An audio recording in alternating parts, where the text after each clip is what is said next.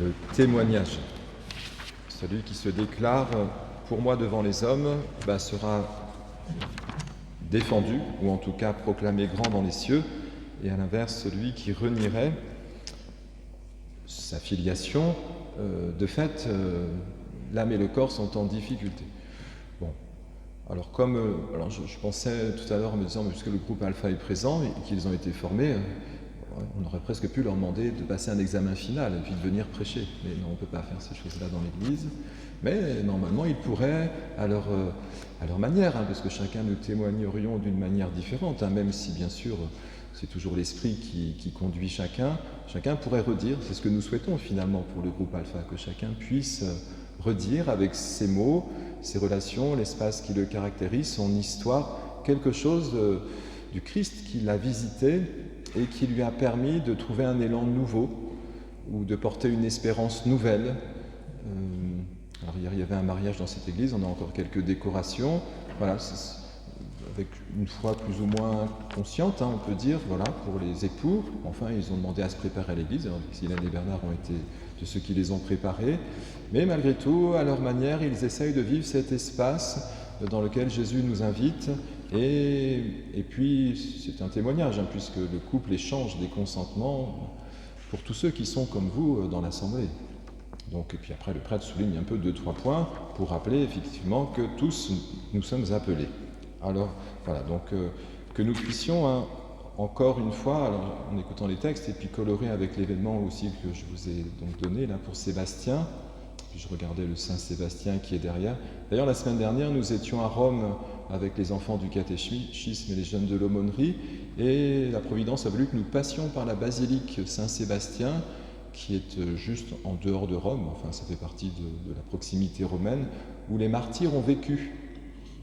Donc c'est tous ces premiers siècles chrétiens martyrisés, et donc il y a des catacombes, et puis au-dessus, donc il y a le corps de Saint Sébastien qui est conservé dans un reliquaire, et donc ils ont construit une chapelle au-dessus, et donc voilà, j'ai bien rappelé à la famille, à son épouse, ils ont 2 petites filles, les parents, enfin voilà, les proches de Sébastien, cette communion et ce témoignage, ce martyr, comme on dit. Vous savez, le martyr, il y a toutes sortes, nous sommes martyrs d'ailleurs, nous tous chrétiens.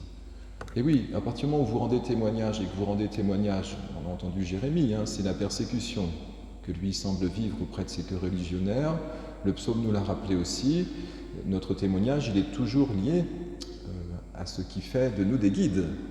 Bon, c'est pas le jour des obsèques, mais quand même, nous pourrions être tentés de refaire l'histoire et de nous redire que s'est-il passé dans cette montagne.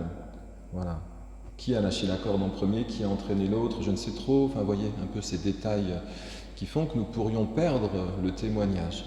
Je crois que chacun a un itinéraire. Alors, en écoutant l'Évangile, nous pourrions croire que tout est déjà un peu tracé. Voilà. Pas un seul ne tombe en terre sans que notre Père le veuille. Évidemment, ce n'est pas le discours que je vais prendre. Il n'y a pas de prédestination dans la vie chrétienne. Mais la vie peut faire que les témoins, parfois, passent, on relit une vie, on essaye de voir les signes de l'esprit, et parfois, les choses se montrent comme un témoignage à donner, qui est celui du Christ, un témoignage de vie spirituelle, d'une fécondité dans l'esprit, c'était dit dans le petit passage qui précède l'Évangile. Je vais vous relire. « L'Esprit de vérité rendra témoignage en ma faveur, dit le Seigneur, et vous aussi, vous allez rendre témoignage. » L'autonomie de celui qui guide, la force de l'Esprit qui l'anime, quel espace plus grand que celui de la montagne pour devenir des contemplatifs. Nous en avons tous une pratique ici. Voilà. Et après, c'est le mystère.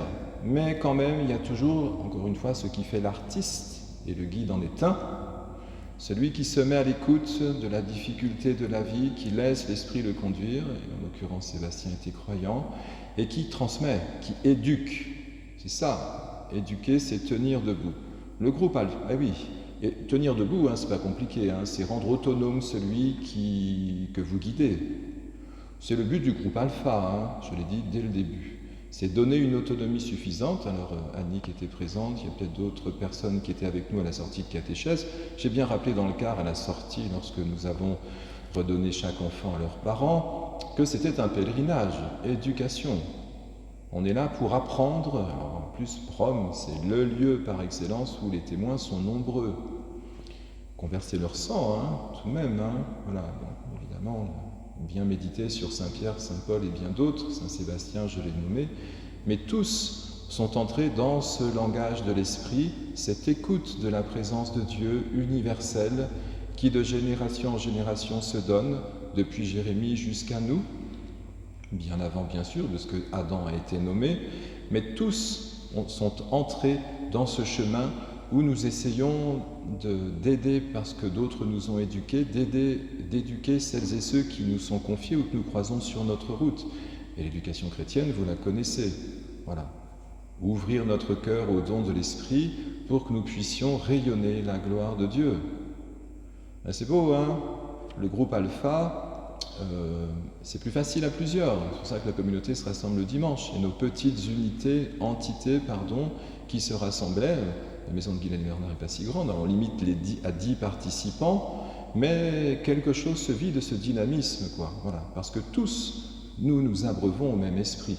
On croise beaucoup à Rome, d'ailleurs, vous savez, ce cerf qui est présent dans les psaumes, comme un cerf altéré cherche l'eau vive. Ainsi mon âme te cherche, toi, mon Dieu. Mon âme a soif du Dieu vivant. Quand te verrai-je face à face ? C'est cette source qui nous abreuve, cette source qui déplace des millions de pèlerins à Rome, cette source qui nous rassemble et cette source qui nous consolide au moment où l'épreuve advient. Et nous avons nommé David tout à l'heure, qui fait partie de ce groupe Alpha qui connaît ce dynamisme et qui le remet dans la boucle WhatsApp. Voilà, alors, donc peut-être pour ne pas être trop long, mais si Adam était préfiguration, nous a dit l'épître de Paul, si Adam était préfiguration de celui qui devait venir, que Jésus vous a-t-il apporté de nouveau ? Que nous a-t-il apporté de nouveau ? Pourquoi les chrétiens se réunissent le dimanche ? Eh bien, nous nous réunissons parce que ce dynamisme de l'esprit purifie. Voilà, le péché d'Adam était comme là pour donner un témoignage qu'un autre devait nous délivrer, qu'un autre pouvait nous sauver dans l'esprit, comme lui-même a été conduit par son Père au-delà de la mort. Et donc, ce chemin, c'est un chemin de miséricorde, qui est toujours une bonne nouvelle, mais je le rappelle chaque dimanche.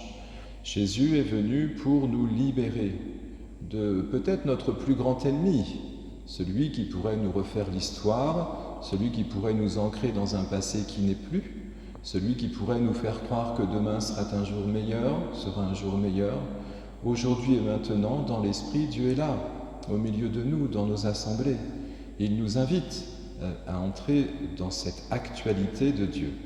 Alors, Jésus a actualisé parfaitement dans sa vie humaine ce dynamisme chrétien qui nous anime, nous aussi, nous qui sommes guidés par lui. Et puis, il envoie ses disciples proposer ce même témoignage. Alors, l'épreuve ne manquera pas, bien sûr. Mais c'est comme le péché, peut-être sont-elles nécessaires pour que nous puissions laisser Dieu œuvrer parfaitement dans nos vies, c'est-à-dire celui qui seul peut nous conduire à transfigurer notre chemin d'humanité. Voilà.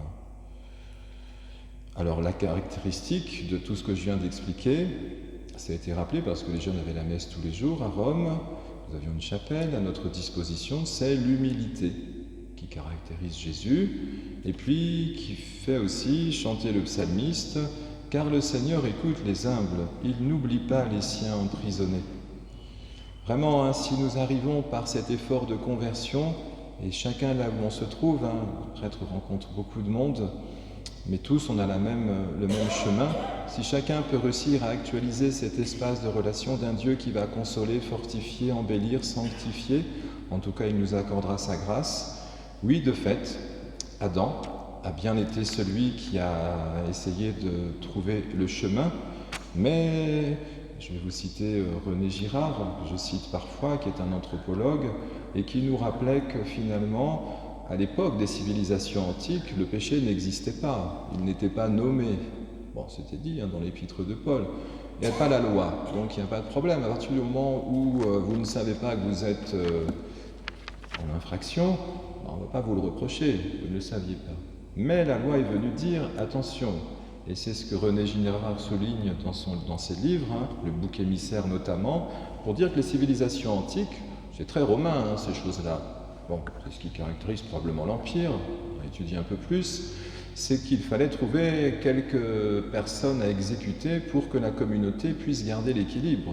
Là, il faut sacrifier quelqu'un. Oui, mais jusqu'au jour où un homme a dit « mais moi j'ai rien fait, quoi, je suis innocent ». Donc l'autre se réveille et prend conscience que de fait, il est dans la prédation. C'est-à-dire mais vous savez, c'est des choses très subtiles, ça peut être dans des choses très concrètes de nos vies, je vous assure. C'est pas que la persécution un peu comme nous pourrions la regarder dans l'histoire de l'Église. C'est des petites choses de nos vies qui font que nous pourrions aussi, dans une persécution intérieure, perdre la bonne orientation. Bon, et je pense particulièrement à l'épreuve que je vous ai confiée. Nous sommes invités à reconnaître que oui, dans la fragilité humaine qui nous caractérise, qu'il fallait, mais je perds le fil, je réfléchis en même temps que je vous parle. Et voilà, il fallait qu'Adam nous signifie que la loi, qui adviendra par Moïse, ne soit que là pour nous faire rendre compte, mais je l'ai déjà expliqué, que seul un autre peut nous délivrer.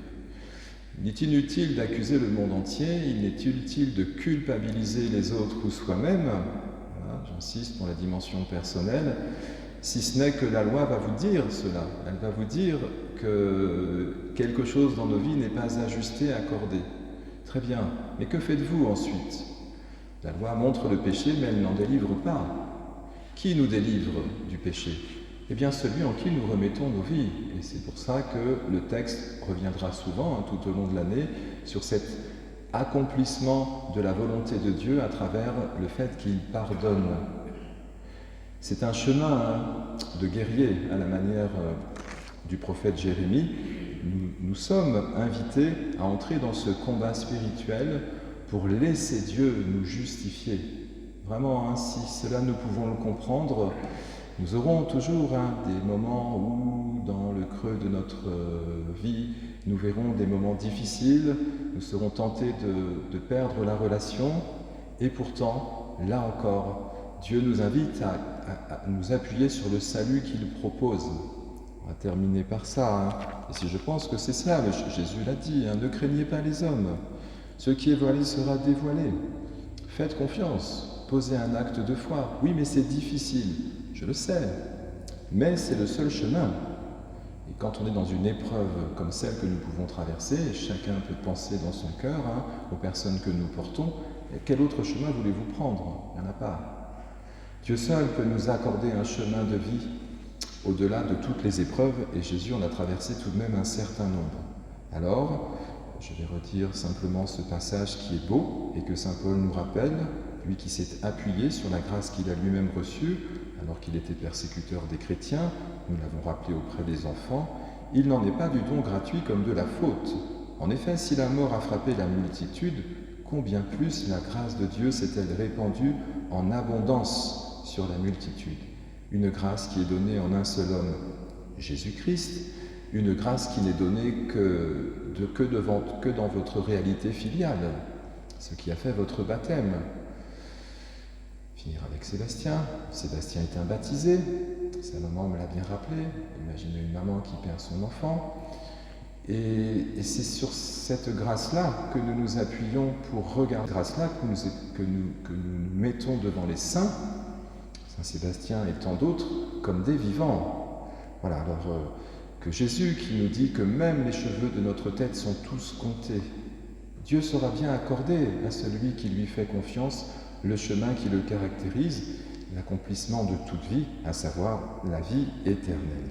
Amen.